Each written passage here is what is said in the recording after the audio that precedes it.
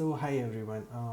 I'm just sharing this video of a real-time resume download every time I make changes to this Google Doc. So I have this nice little URL which shows me a PDF view of the active Google Sheets document. So I have it on my website here, right here.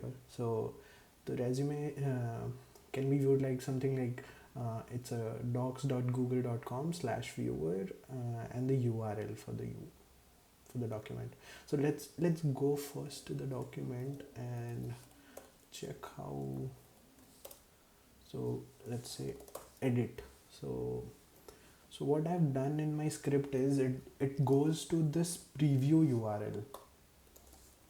This is all real time.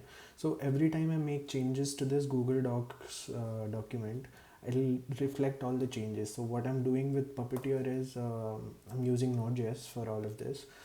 So what it does, it goes here and just prints this nice little page, and it comes very neatly.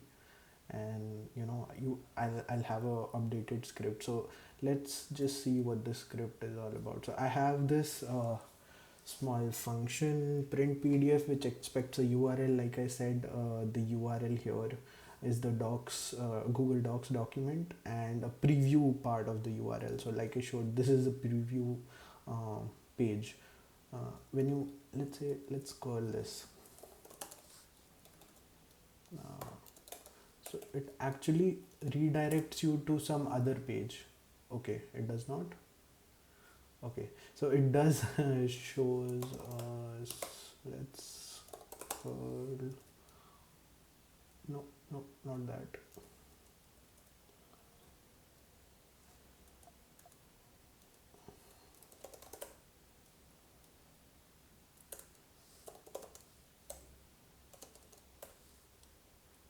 Oh, it is a nice little resume thing.